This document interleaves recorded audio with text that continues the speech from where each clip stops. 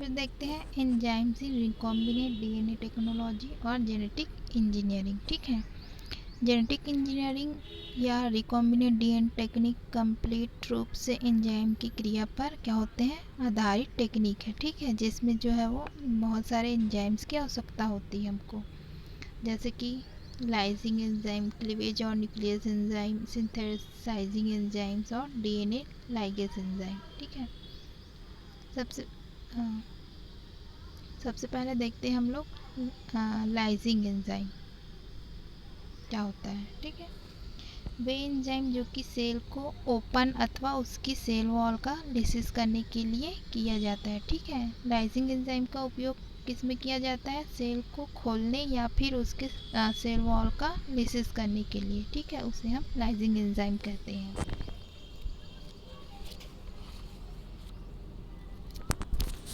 उदाहरण के लिए जैसे कि लाइसोजाइम, इसका उपयोग बैक्टीरिया सेल वॉल को लिसिस करने के लिए किया जाता है। ठीक है, नेक्स्ट देखते हैं क्लीवेज और न्यूक्लियस एंजाइम क्या होता है। ये एंजाइम डीएनए मॉलिक्यूल को काटने या तोड़ने के लिए उपयोग में किया जाता है। क्लीवेज मतलब कि नाम से ही पता चल रहा है कि तोड़ना। ठीक है, काटने या तोड़ने के लिए उपयोग किया जाता है। ये निम्न प्रकार के होते हैं, जैसे कि फर्स्ट है एक्सोन्यूक्लियस, सेकंड है इंडोन्यूक्लियस और थर्ड है रेस्ट्रिक्शन इंडोन्यूक्लियस एंजाइम, फोर्थ है एसाई न्यूक्लियस। ठीक है, सबसे पहले देखते हैं हम लोग एक्सोन्यूक्लियस क्या होता है।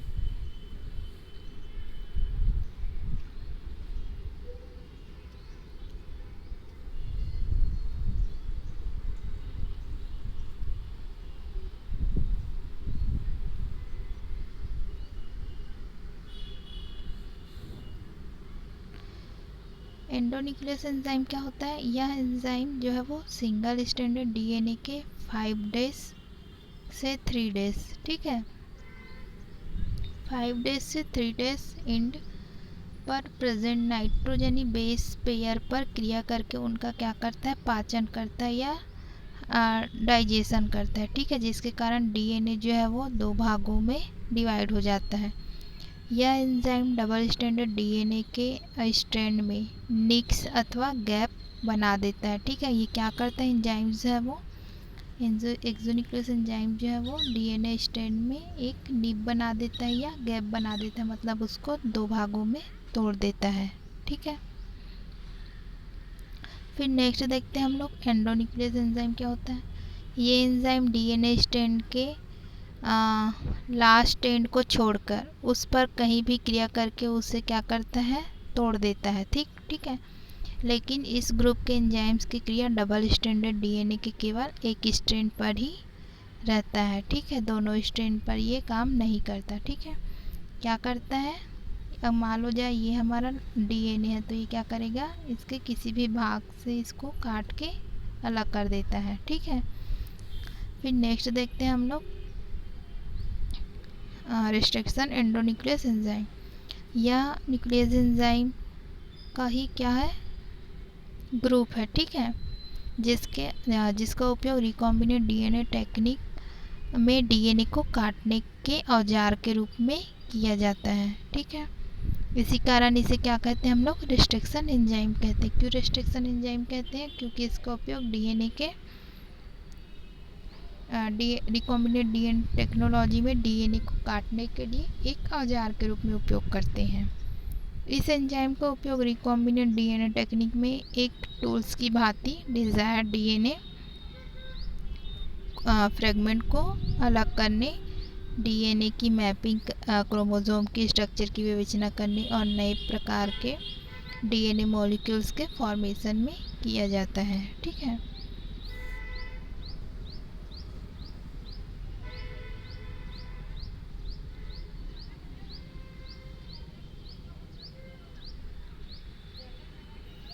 फिर देखते हैं हम लोग रिस्ट्रिक्शन एंडोन्यूक्लियस एंजाइम की प्रॉपर्टीज़। ये न्यूक्लिक एसिड में उपस्थित फास्फोडाइएस्टर बॉन्ड का हाइड्रोलिसिस कर देते हैं। ठीक है, जिसके कारण न्यूक्लियोटाइड चैन जो है वो क्या हो जाती है, टूट जाती है। ठीक है, ये डीएनए फ्रेगमेंट को कुछ स्पेसिफिक साइट्स पर ही काटते हैं, ठीक है। मतलब इसके लिए एक स्पेसिफिक साइट का ये क्या करते हैं, चॉइस करते हैं, ठीक है। उस मतलब हमको यहीं पे काटना है करके, किसी भी स्थान को ये नहीं काटते, किसी भी साइट को। इन साइट्स को रिस्ट्रिक्शन साइट कहते हैं, ठीक है। ये डीएनए के पैलिंड्रोमिक सेगमेंट्स को ही 5 डेज to 3 डेज इन में काटते हैं, ठीक है। पैलिंड्रोमिक डीएनए ऐसे डीएनए है जिसमें एक मुख्य अक्ष के दोनों ओर एक समान न्यूक्लियोटाइड्स पाए जाते हैं। किसको कहते हैं पैलिंड्रोमिक डीएनए?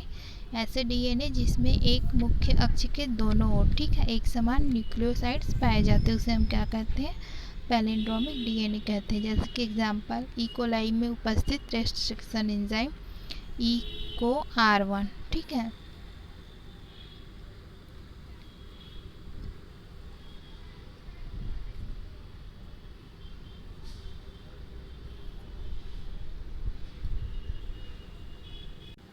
फिर देखते हैं टाइप्स ऑफ रेस्ट्रिक्शन एंजाइम। इसको 3 ग्रुप में डिवाइड किया गया है। फर्स्ट है हमारा ग्रुप फर्स्ट, सेकंड और थर्ड। सबसे पहले देखते हैं ग्रुप फर्स्ट। इस ग्रुप में उस रेस्ट्रिक्शन एंजाइम्स को लिया गया है जो कि डीएनए को किसी भी स्थान से काटने का कार्य करता है, ठीक है, और लगभग 75 न्यूक्लियोटाइड्स का गैप बनाता है, और डीएनए के शेष भाग को काटने के लिए एक अन्य एंजाइम की आवश्यकता पड़ती है। इसका मॉलिक्यूलर वेट जो है वो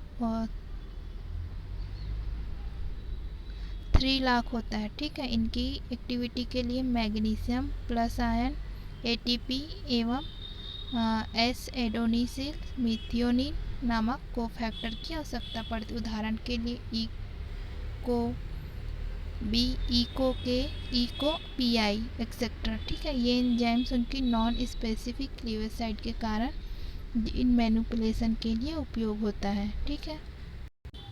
फिर देखते हैं ग्रुप सेकेंड।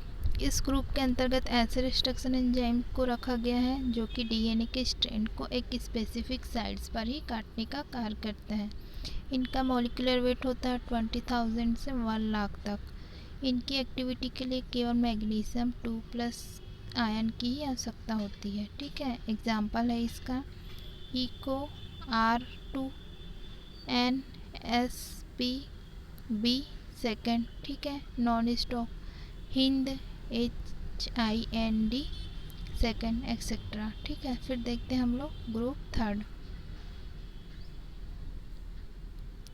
इस ग्रुप के अंतर्गत उन रेस्ट्रिक्शन एंजाइम्स को रखा गया है जो कि डीएनए के चैन को पूर्ण रूप से क्या करता है, निश्चित साइट पर ही, एक मतलब डिफाइंड साइट पर ही क्या करता है, काटता है, ठीक है। इनकी एक्टिविटी के लिए एटीपी एवं मैग्नीशियम प्लस आयन की आवश्यकता पड़ती है। इसका एग्जाम्पल है हिंद थर्ड, ठीक है। फिर देखते हैं nomenclature of restriction enzymes. In enzymes के नोमेनक्लेचर के लिए 4 अक्षरों के संक्षिप्त रूप का उपयोग किया जाता है। इसमें फर्स्ट 3 अक्षर को क्या कहते हैं हम लोग, होस्ट ऑर्गेनिज्म के रूप में व्यक्त किया जाता है, जबकि इसके बाद उपस्थित जो 4th लेटर होता है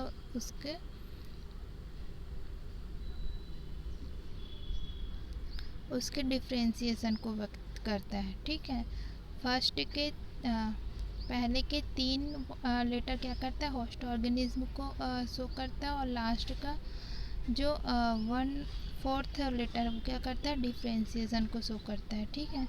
उदाहरण के लिए हिंद थर्ड या एंजाइम हीमोफिलिस इन्फ्लुएंजी के स्ट्रेन या सीरोटाइप डी में पाया जाता है, ठीक है। फिर देखते हैं हम लोग सिग्निफिकेशन रिस्ट्रिक्शन एंजाइम्स। यह एंजाइम रिकॉम्बिनेंट डीएनए टेक्निक में एक टूल की भांति डिजायर्ड डीएनए फ्रेगमेंट को ऑर्गेनिज्म के जीनोम से काटकर अलग करने के लिए किया जाता है, ठीक है। इसका उपयोग जीन मैपिंग में भी होता है। इसकी सहायता से क्रोमोसोम की स्ट्रक्चर की विवेचना की जा सकती है, ठीक है। इसकी सहायता से नए प्रकार के डीएनए तैयार किए जाते हैं, ठीक है। फिर देखते हैं एसआई न्यूक्लियस, ठीक है। यह एंजाइम सिंगल स्टैंडर्ड डीएनए अथवा कोहेजन डीएनए युक्त डबल स्टैंडर्ड डीएनए का विघटन करता है। ठीक है, एजाई न्यूक्लियस एंजाइम की क्रिया के फलस्वरूप डीएनए का कोहेसिव इन ब्लंट एंड में क्या हो जाता है, चेंज हो जाता है। ठीक है,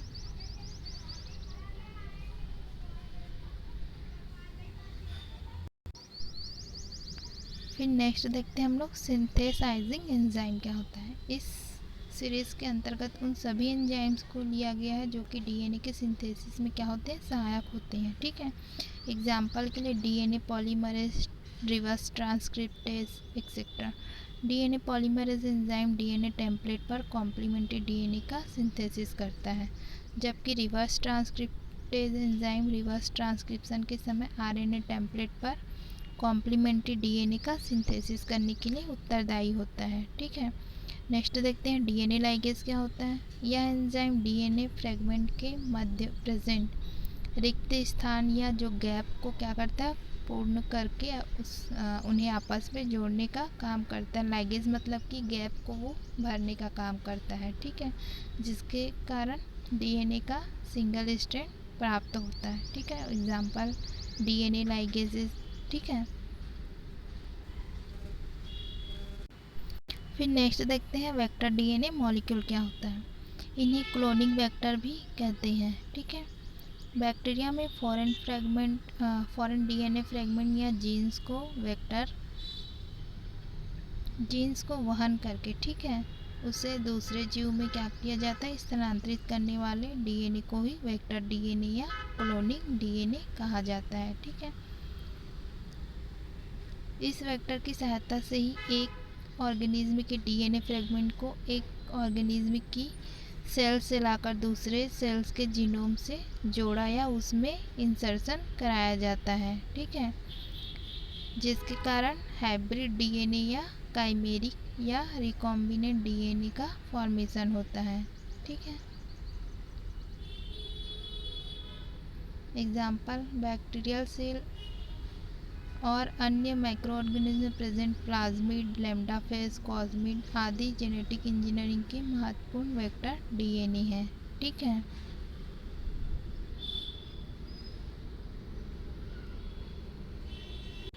फिर देखते हैं characteristics of vector. In vector DNA में फॉरेन डीएनए फ्रेगमेंट को जोड़ने के लिए एक्टिव साइट होता है। ठीक है, इनमें सेल्फ रेप्लिकेशन की क्षमता पाई जाती है। ठीक है, इनका शोधन या प्यूरिफिकेशन आसानी से किया जा सकता है। इनमें होस्ट सेल्स में प्रवेश करने की क्षमता होती है। ठीक है, इनमें होस्ट सेल के अंदर भी रेप्लिकेशन की कैपेसिटी होती है। ठीक है, इनमें एक सेल के जेनेटिक मटेरियल या डीएनए को दूसरी सेल में ट्रांसफॉर्म करने की भी कैपेसिटी होती है। ठीक है, ये तो थे इसके कुछ कैरेक्टर्स। अब देखते हैं इसके इम्पॉर्टेंट क्लोनिंग वेक्टर कौन कौन से हैं। इसमें सबसे पहले आता है प्लाज्मिड, सेकेंड है फेज वेक्टर और लैम्डा फेज, और थर्ड है कॉस्मिड। ठीक है,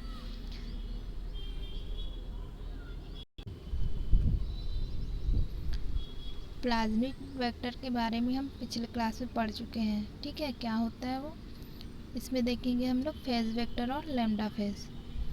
फेज वेक्टर या लैम्डा फेज किसको कहते हैं? लैम्डा फेज एक अन्य महत्वपूर्ण वेक्टर है जिसका उपयोग बैक्टीरिया में डीएनए क्लोनिंग के लिए, ठीक है, डीएनए क्लोनिंग के लिए किया जाता है। ठीक है, लैम्डा फेज में एक लीनियर एवं दो स्ट्रैंड वाला डीएनए है। ठीक है, लैम्डा फेज क्या है, एक लीनियर और, ठीक है, एंड डबल स्टैंडर्ड डीएनए है। ठीक है, इस डीएनए में अनेक टारगेट साइट्स होते हैं जिस पर रिस्ट्रिक्शन एंजाइम पाए जाते हैं। ठीक है, रिस्ट्रिक्शन एंजाइम क्या करता है, काटने का काम करता है। ठीक है, डीएनए फ्रेगमेंट को। यह स्वयं एक अच्छा वेक्टर नहीं होता है। ठीक है, अतः इसके वाइल्ड टाइप वाले डेरिवेटिव्स उत्पन्न किए जाते हैं जिनके डीएनए में केवल एक जो है वो टारगेट साइट होता है जहाँ पर फॉरेन डीएनए को इंसर्टेड कराकर एक काइमेरिक डीएनए, ठीक है, फॉरेन डीएनए को इंसर्ट करा के क्या किया जाता है, एक काइमेरिक डीएनए तैयार किया जाता है। ठीक है, और इस फेज के हेड के अंदर पहुंचा दिया जाता है। इस प्रकार बने हुए नए फेज को होस्ट बैक्टीरिया में लैम्डा फेज के सामान्य, ठीक है, इन्फेक्शन मेथड ट्रांसडक्शन द्वारा क्या किया जाता है, इंसर्ट कराया जाता है, ठीक है। फिर नेक्स्ट देखते हैं कॉस्मिड वेक्टर। यह एक प्रकार का प्लाज्मिड वेक्टर है जिसमें एक लैम्डा फेज डीएनए को जोड़ने की सुविधा होती है।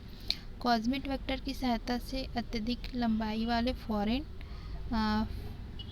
डीएनए फ्रेगमेंट को क्लोन करने की क्षमता पाई जाती है, ठीक है। जब इन्हें किसी बैक्टीरियल सेल में इंजेक्ट किया जाता है तब कॉस्मिड का रिकॉम्बिनेंट डीएनए फेज डीएनए की भांति क्या हो जाता है, सर्कुलर हो जाता है, लेकिन इसका रेप्लिकेशन प्लाज्मिड डीएनए की तरह होता है, ठीक है।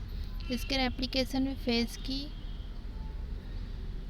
फेस का कोई महत्व नहीं होता है, ठीक है। इस कैरेक्टर के कारण इसका उपयोग जो है वो सामान्यतः यूकैरियोटिक डीएनए के फ्रेगमेंट की लाइब्रेरी फॉर्मेशन में किया जाता है, ठीक है।